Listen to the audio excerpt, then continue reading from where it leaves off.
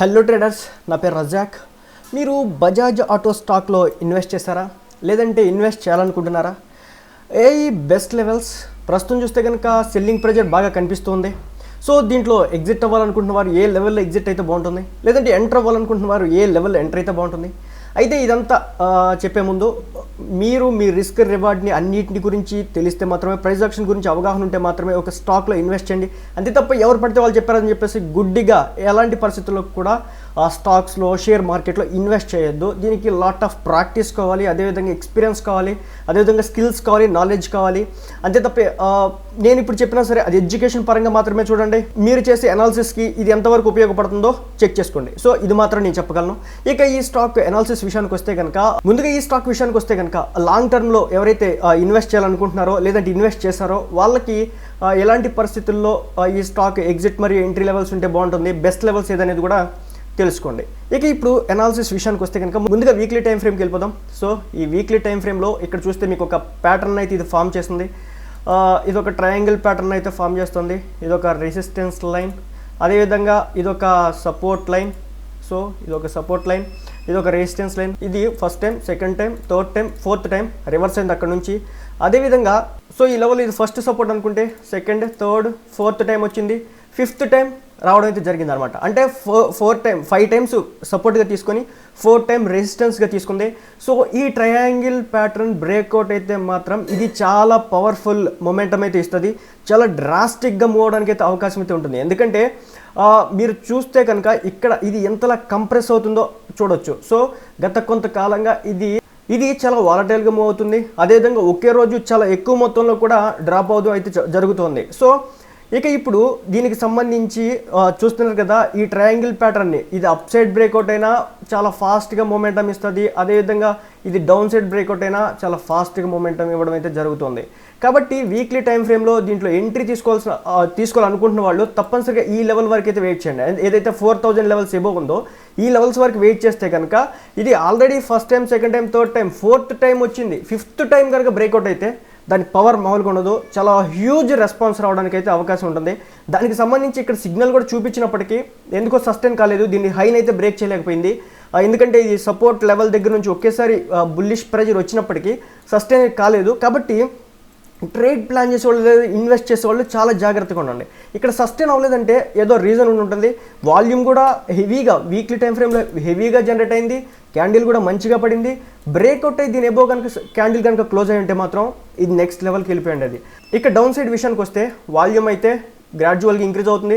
కాబట్టి ఒకవేళ ఇది డౌన్ సైడ్ కనుక బ్రేక్ అయితే చాలా జాగ్రత్తగా ఉండండి. లేకపోతే చాలా ఫాస్ట్ హెవీ మొమెంటం రావడానికి అయితే అవకాశం అయితే ఉంటుంది. ఫస్ట్ ఒక్కసారిగా ఈ లెవెల్ దాకా పడిపోవడానికి అవకాశం అయితే ఉంటుంది. అంటే 3100 ఏదైతే ఉందో ఈ లెవెల్ దాకా ఇది వచ్చేసి మేజర్ సపోర్ట్గా యాక్ట్ చేస్తుంది. ఒకవేళ ఇది కూడా బ్రేక్అవుట్ అయితే ఇంకా కింద దాకా వచ్చేదానికి అవకాశం అయితే ఉంటుంది. అదేవిధంగా ఇది పై సైడ్ బ్రేక్అవుట్ అయితే మాత్రం తప్పనిసరిగా ఈ లెవెల్లో బ్రేక్అవుట్ అయితే మాత్రం ఫస్ట్ రెసిస్టెన్స్గా ఈ లెవెల్ని తీసుకున్నప్పటికీ అది కూడా ఫిఫ్త్ టైం కాబట్టి తప్పనిసరిగా దాన్ని కూడా బ్రేక్ చేస్తుంది. ఈ 4400 లెవెల్స్ ఏదైతే ఉన్నాయో ఈ లెవెల్ని బ్రేక్ చేస్తే మాత్రం ఆల్మోస్ట్ హైయర్ లెవెల్స్ కాబట్టి చాలా హెవీ మొమెంటం రావడానికి అయితే అవకాశం ఉంటుంది. ఇది ట్రయాంగిల్ ప్యాటర్న్కి ఉన్నటువంటి పవర్ అనమాట. సో మీరు ఎక్కడ చూసినా ట్రయాంగిల్ ప్యాటర్న్కి పవర్ మామూలుగా ఉండదు. చాలా హెవీ మొమెంటం అయితే వస్తూ ఉంటుంది. మీరు ఇక్కడ కూడా చూడొచ్చు. ఇది ఒక రెసిస్టెన్స్ ట్రెండ్ లైన్, ఇది ఒక సపోర్ట్ ట్రెండ్ లైన్ అనుకుందాం. రెసిస్టెన్స్ ఎనీ టైం టచ్ అయింది చూడండి. ఫస్ట్ టైం వచ్చింది, second time, third time, fourth time, fifth time breakout అయింది. ఎంత పవర్ వచ్చిందో చూడండి. అదేవిధంగా ఇక్కడ కూడా అదే జరుగుతుంది. First time, second time, third time, fourth time వస్తే ఫిఫ్త్ టైం. సో ఈ ఫిఫ్త్ టైం కనుక ఇక్కడ బ్రేక్అవుట్ అయితే మాత్రం చాలా పవర్ వస్తుంది. అదేవిధంగా డౌన్ సైడ్ అయినా సరే, ఎందుకంటే first time, second time, third time, fourth time, fifth time breakout అయితే మాత్రం చాలా పవర్ వస్తుంది. అదేవిధంగా ఇప్పుడు మనం డే టైం ఫ్రేమ్కి వెళ్ళి చూద్దాం. డే టైం ఫ్రేమ్లో దీని పరిస్థితి ఏ విధంగా ఉంది. మేజర్ సపోర్ట్ లెవెల్ అనమాట ఇది. సో ఈ సపోర్ట్ లెవెల్ కనుక బ్రేక్అవుట్ అయిందంటే మాత్రం దీన్ని ఆపడం చాలా కష్టం. ఇక్కడ చూడండి, హెవీ గ్యాప్స్ ఓపెన్ అవుతాయి, గ్యాప్ డౌన్స్ ఓపెన్ అవుతున్నాయి. ఇక్కడ మీరు చూసినట్లయితే కనుక ఈ గ్యాప్ని ఫిల్ చేయడం కోసం మాత్రమే సో ఈ లెవెల్కి వచ్చేసింది. ఆల్రెడీ ఫిల్ చేసింది, మళ్ళీ వెళ్ళింది, మళ్ళీ ఇక్కడ గ్యాప్ని క్రియేట్ చేసింది. తప్పనిసరిగా ఈ గ్యాప్ని ఫిల్ చేయడానికి అయితే మార్కెట్ అయితే వస్తుంది. ఇక్కడ గమనించాల్సిన విషయం ఏంటంటే వాల్యూమ్స్, సెల్లింగ్ ప్రెజర్ అనేది రోజు రోజుకి హెవీగా అవుతుంది. మీరు ఈ క్యాండిల్ చూడండి, ఇక్కడ ఎర్నింగ్స్ వచ్చేసి పాజిటివ్గానే ఉన్నాయి, కానీ ఇక్కడ సెల్లింగ్ ప్రెజర్ అనేది, వాల్యూమ్ అనేది ఎంతలా జనరేట్ అవుతుందో చూడండి.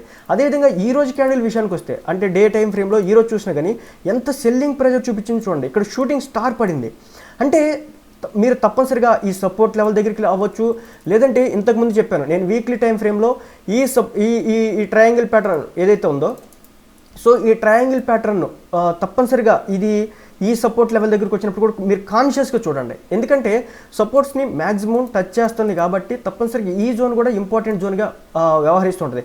కానీ ఇది సెల్లింగ్ ప్రెజర్, దీని కింద పడిందంటే మాత్రం వెళ్ళిపోద్ది. ఆ విషయాన్ని మాత్రం గుర్తుపెట్టుకోండి. ఇక దీనికి డే టైం ఫ్రేమ్కి వెళ్తే కనుక ఇంకా మీరు చూస్తే రోజు రోజుకి వాల్యూమ్స్ కూడా లాస్ట్ 2 days నుంచి హెవీగా పడుతున్నాయి. అదేవిధంగా గ్యాప్స్ ఉన్నాయి. సో ఈ గ్యాప్స్ని ఫిల్ చేయడానికి మార్కెట్ వస్తుంది. ఇంతకుముందే చెప్పాను, ఈ ట్రయాంగిల్ ప్యాటర్న్ ఏదైతే ఉందో దీని రెసిస్టెన్స్ని బ్రేక్ చేస్తే మాత్రం, ఈ 4000 లెవెల్ ఏదైతే ఉందో దీన్ని బ్రేక్ చేస్తే మాత్రం ఇది చాలా పవర్ఫుల్గా మూవ్ అవడానికి అయితే అవకాశం అయితే ఉంటుంది. దీంట్లో ఇన్వెస్ట్ చేసే వాళ్ళు బెస్ట్ లెవెల్స్ ఏంటంటే వీక్లీ టైం ఫ్రేమ్కే చెప్తాను. సో దీని ఎబో 4000 లెవెల్స్ ఎబో కనుక సస్టైన్ అయితే మాత్రమే మీరు తీసుకోండి. అదేవిధంగా సెల్లింగ్ వచ్చేపాటికి దీని కింద ఏదైతే 3500 లెవెల్స్ కంటే కింద ఏదైతే ఉందో ఇది మాత్రమే సెల్లింగ్ యాక్ట్ చేస్తుంది. కానీ ఇది ఒక మేజర్ సపోర్ట్గా యాక్ట్ చేయడానికి అవకాశం ఉంటుంది. 3400 లెవెల్స్ 460 లెవెల్ ఏదైతే ఉందో ఇది ఒక మేజర్ సపోర్ట్గా యాక్ట్ చేస్తుంది. ఒకవేళ ఇది పడితే మాత్రం ఈ 3120 లెవెల్స్ ఏవైతే ఉన్నాయో ఈ లెవెల్ దాకా పడడానికి అయితే ఉంటుంది. కాబట్టి మనం బెస్ట్ లెవెల్లో తీసుకుందాం, రిస్క్ వద్దు, వీలైనంత వరకు రిస్క్ తగ్గించుకుందాం అంటే మాత్రం తప్పనిసరిగా దీని ఎబో ఏదైతే ఉందో ఇక్కడ మాత్రమే క్యాండిల్ పడి దీని ఎబో క్లోజ్ అయితే మాత్రమే ట్రేడ్ ప్లాన్ చేసుకోండి. ఇది రెసిస్టెన్స్ లైన్ అయినప్పటికీ కొంత సైడ్ వేస్ అయితే తప్పనిసరిగా చేస్తుంది ఈ జోన్లో. ఎందుకంటే మేజర్ రెసిస్టెన్స్ కదా, అంటే ఇది ఆల్ టైమ్ హైయెస్ట్ను చూస్తుంది కదా. సో ఈ మేజర్ రెసిస్టెన్స్ దగ్గర తప్పనిసరిగా కొంతకాలం అయితే సస్టైన్ అయింది. కానీ ఏంటంటే వన్స్ ఇది బ్రేక్ అయినా దీంట్లోకి బిగ్ ప్లేయర్స్ ఎంట్రీ ఇస్తారు. ఈ 4400 లెవెల్స్ ఏదైతే ఇది ఉందో ఇది బ్రేక్ అయ్యి వాల్యూమ్ క్లోజ్ అయితే మాత్రం వీక్లీ టైం ఫ్రేమ్లో తప్పనిసరిగా బుల్లిష్ మూమెంటం అయితే ఉంటుంది. ఎందుకంటే ఆల్ టైమ్ హై ఇప్పుడు మీరు చూస్తే కనుక February 1st నుంచి మళ్ళీ ఆల్ టైమ్ హైని చూడలేదు. సో అంటే ఆల్మోస్ట్ 1 year February 1st నుంచి మళ్ళీ ఈ February 1st ఇప్పటివరకు ఆల్ టైమ్ హైని చూడలేదు. అంటే 1 year పాటు ఇది సైడ్ వేస్ లాగా లేదంటే లోవర్ లోస్ చేస్తూనే పోయింది. ఇదిగో చూడండి, ఇక్కడ high low, lower high, lower low, lower high, లోవర్లో పడితే మాత్రం ఈ లెవెల్కి తప్పనిసరిగా వస్తుంది. సో కాబట్టి కాన్షియస్గా ఉండండి.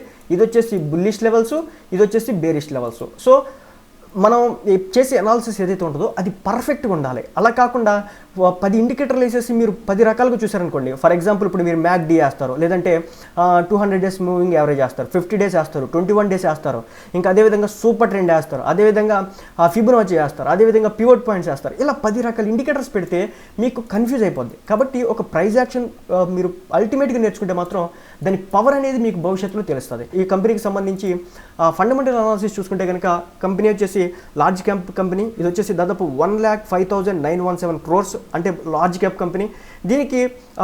దీనికి డెబ్ట్ వచ్చేసి చాలా నెగ్లిజిబుల్, కేవలం 124 crores మాత్రమే దీనికి అప్పు ఉండడం అయితే జరిగింది. డెబ్ట్ to equity ratio negligible 0. Pledged percentage వచ్చేసి 0.01 ఉంది, ఇది కూడా నెగ్లిజిబుల్. సో పిఈ కూడా బెస్ట్ లెవెల్స్ 18.8. సెక్టార్ పరంగా చూసుకుంటే కనుక ప్రస్తుతం కరెంట్ ప్రైస్ వచ్చేసి 3000 లెవెల్స్ దగ్గర ఉంది, 3661 రూపీస్ దాకా ఉంది. దీని ఆల్ టైమ్ హై వచ్చేసి 4132 కాగా ఆల్ టైమ్ ఇయర్ లో వచ్చేసి 3125గా ఉంది. దీనికి డివిడెండ్ కూడా ఇస్తున్నారు, ఫేస్ వాల్యూ 10 రూపీస్గా ఉంది. ఇంకా ఇన్వెస్టర్ ప్రకారం చూసుకుంటే కనుక ఇన్వెస్టర్స్ చూసుకుంటే కనుక వీళ్ళ స్టేక్ని అయితే పెంచుకోవడం అయితే జరుగుతుంది. 54.84 వచ్చేసి సెప్టెంబర్ క్వార్టర్ కాగా డిసెంబర్కి వచ్చేసి 54.99గా ఉంది.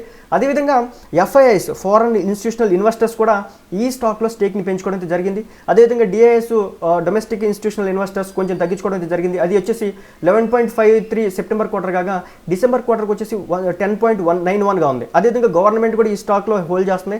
అదేవిధంగా పబ్లిక్ కూడా దీంట్లో 22% వరకు హోల్డ్ చేయడం అయితే జరుగుతుంది.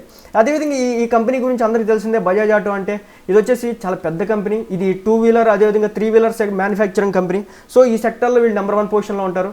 అదేవిధంగా 79 కంట్రీస్లో ఇది వాళ్ళ యొక్క వాళ్ళ యొక్క కంపెనీని అయితే వ్యాప్తి చేసుకుంది, వాళ్ళ యొక్క బ్రాండ్ ఇమేజ్ని సొంతం చేసుకుంది. వాళ్ళకి 79 కంట్రీస్లో, Latin America, south Asia and many more కంట్రీస్లో వీళ్ళకి చాలా బ్రాంచెస్ ఉన్నాయి. అదేవిధంగా ఇండియాలో ఉన్నటువంటి పూణే ఏదైతే ఉందో అక్కడ వీళ్ళకి హెడ్ క్వార్టర్ ఉండడం అయితే జరిగిందన్నమాట. సో మొత్తానికి బజాజ్ ఆటో కంపెనీ అంటే తెలిసిందే. సో ఆటోలో మనం ఎక్కువ చూస్తాం, 2 వీలర్ అండ్ 3 వీలర్లో వీళ్ళు ఆ నెంబర్ 1 ప్లేయర్స్గా ఉన్నారు. సో మొత్తానికి కంపెనీ ఫండమెంటల్గా గుడ్ కంపెనీ, మంచి వాల్యుయేషన్స్ ఉన్నటువంటి కంపెనీ. తప్పనిసరిగా మన కళ్ళ ముందు తిరిగేటటువంటి వాహనాలే. సో అదేవిధంగా ప్రస్తుతం ఎలక్ట్రిక్ వాహనాలపై కూడా చేస్తున్నట్లు తెలుస్తుంది. అదేవిధంగా ప్రైజ్ యాక్షన్ ప్రకారం చూసుకున్నా కానీ ఈ కంపెనీ బెస్ట్ లెవెల్స్లో ఉంది. ఒకవేళ బ్రేక్అవుట్ అయితే కనుక ఎంట్రీ అవ్వడం బెస్ట్ లెవెల్, కానీ డౌన్ సైడ్ బ్రేక్అవుట్ ఇస్తే మాత్రం జాగ్రత్తగా చూడండి. సపోర్ట్ లెవెల్స్ని, అదేవిధంగా ప్యాటర్న్స్ని పర్ఫెక్ట్ లెవెల్స్లో ఎంట్రీ మాత్రమే తీసుకోండి. ఎక్కడ పడితే అక్కడ తీసుకోవద్దు, డబ్బుని లాస్ చేసుకోవద్దు. సో స్టాక్ మార్కెట్లో చెప్పేది ఒకటే, మీరు కూడా ఇలా అనాలిసిస్ చేసి నేర్చుకున్న తర్వాత మాత్రం ఇన్వెస్ట్ చేసుకోండి. అంతేవిధంగా నేను కాదు ఇంకెవరు చెప్పినా గుడ్డిగా మీ కష్టపడినటువంటి హార్డ్ అండ్ ఎర్న్ మనీ తీసుకొచ్చి మీరు ఆ స్టాక్ మార్కెట్లో పెట్టి పోగొట్టుకోవద్దు.